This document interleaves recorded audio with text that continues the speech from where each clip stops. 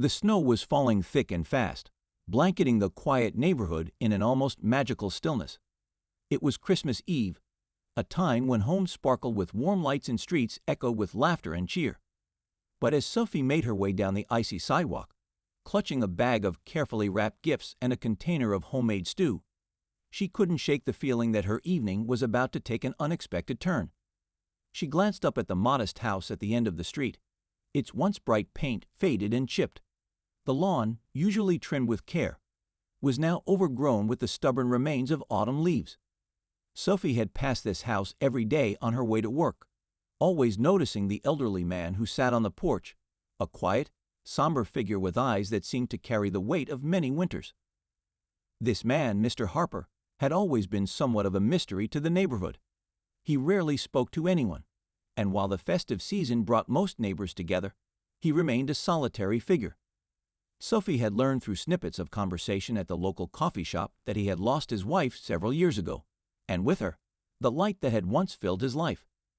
This Christmas, as others decorated their homes and prepared for family gatherings, his house stood dark and silent, a stark contrast to the cheer around him.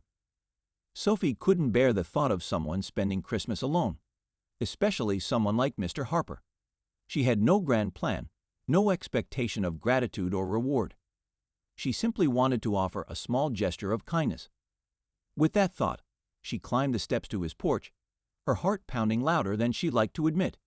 She hesitated for a moment, balancing the gifts in one hand while knocking softly on the door with the other. For a moment, nothing happened.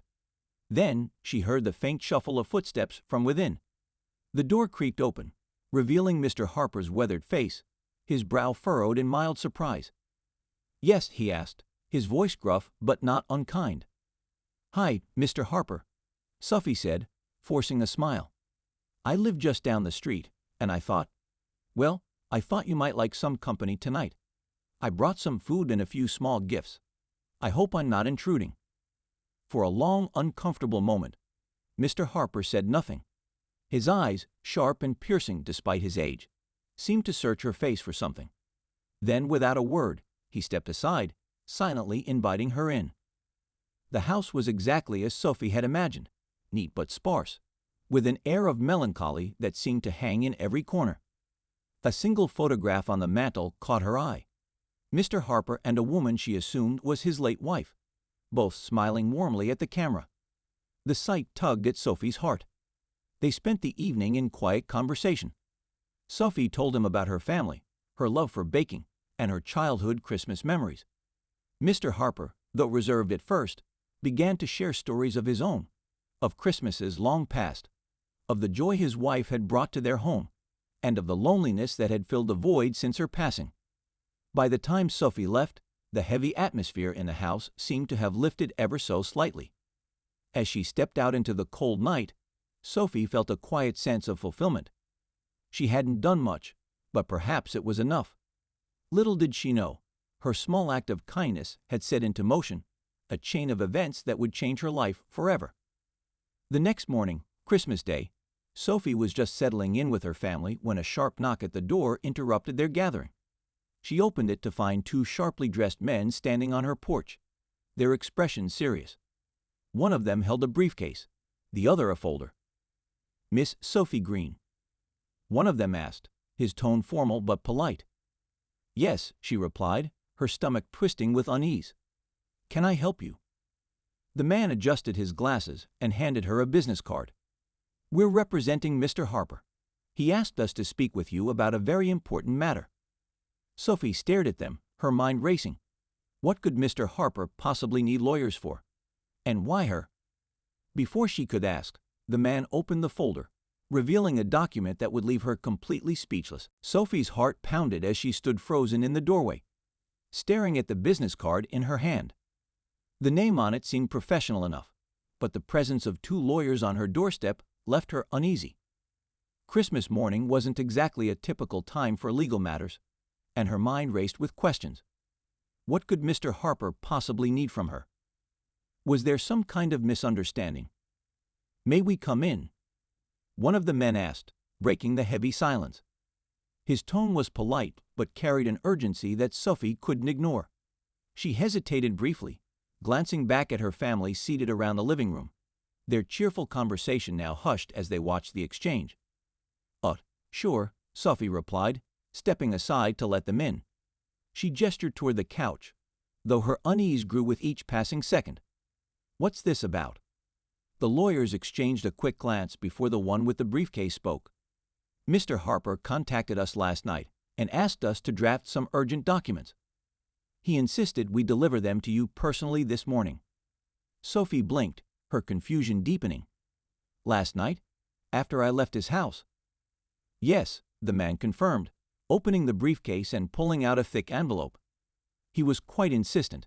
He spoke highly of you and emphasized the importance of this matter. Sophie sat down, clutching the envelope they handed her as if it might explain everything. She slowly opened it, her fingers trembling slightly. Inside were several papers, neatly arranged and stamped with official seals. At the top was a letter, written in Mr. Harper's handwriting. "Dear Sophie," it began. She took a deep breath and started reading aloud, her voice shaking. "I don't know if you realize how much your kindness meant to me last night. For years, I've spent Christmas alone, drowning in memories of the life I once had. Your visit reminded me of something I thought I'd lost forever: hope. I've been waiting for the right person to come along, someone who could see beyond the surface and understand the value of human connection. I've made many mistakes in my life, but one of the few good decisions I ever made was preparing for this moment. I won't go into the details here.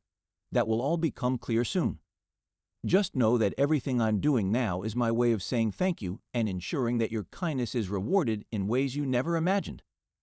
Sophie's hands shook as she finished the letter. Her family exchanged puzzled glances, and the lawyers remained silent, letting her absorb the weight of the words. She looked back at the envelope and pulled out the remaining documents. Her eyes widened as she scanned the legal jargon, the reality of what she was holding sinking in. "Wait," she whispered, her voice barely audible. Is this saying what I think it's saying?" One of the lawyers nodded.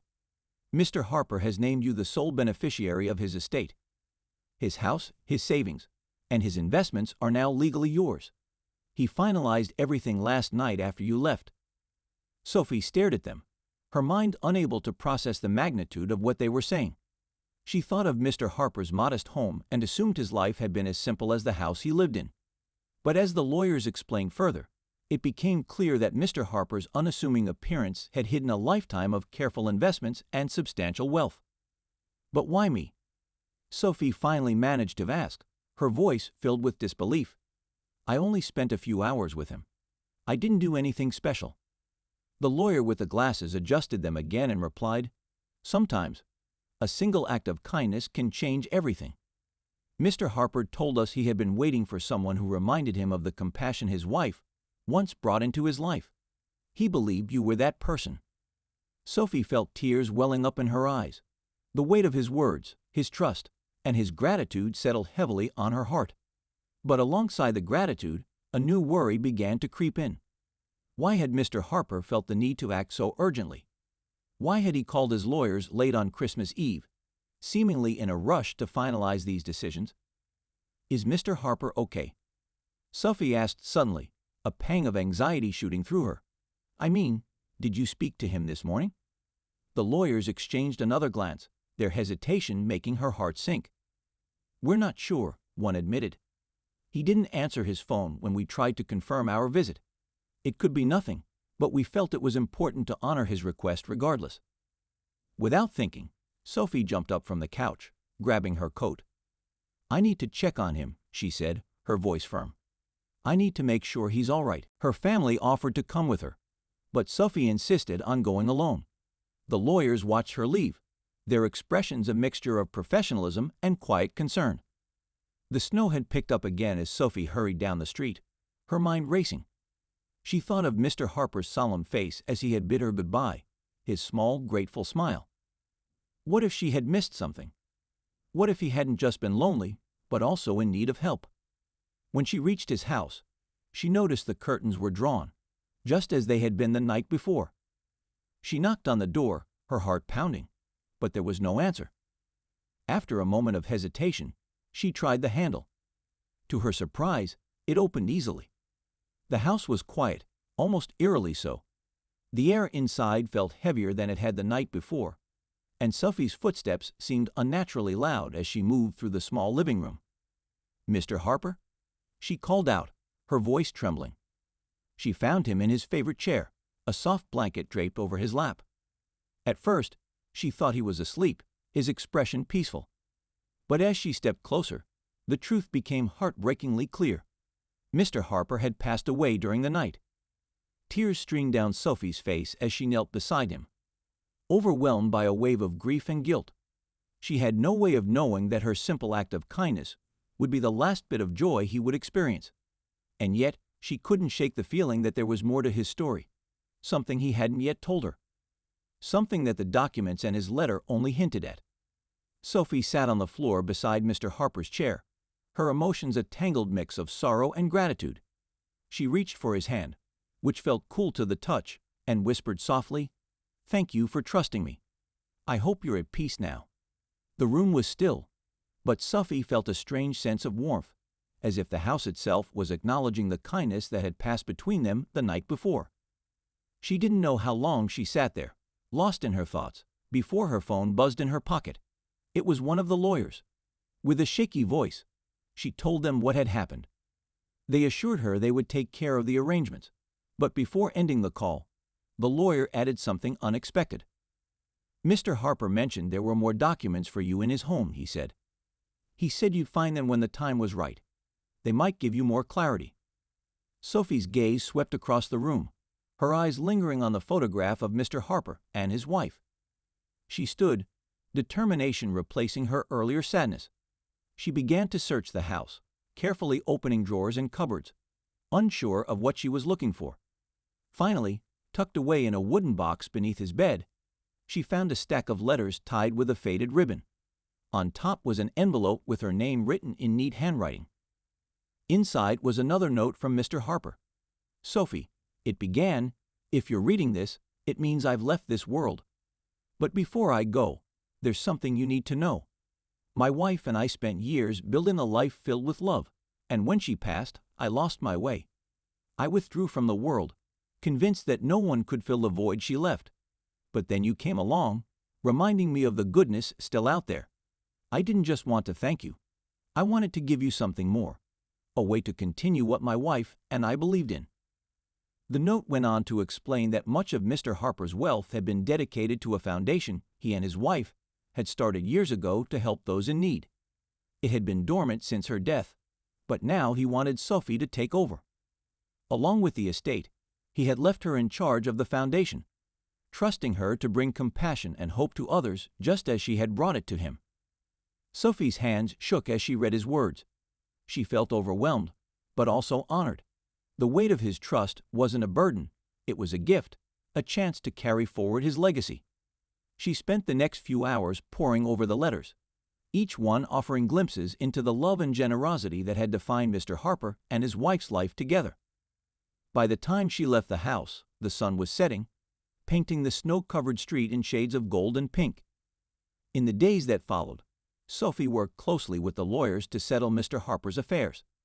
The process was bittersweet, but as she dove into the foundation's history, she began to feel a renewed sense of purpose. She reached out to community members, shared Mr. Harper's story, and started brainstorming ways to honor his vision.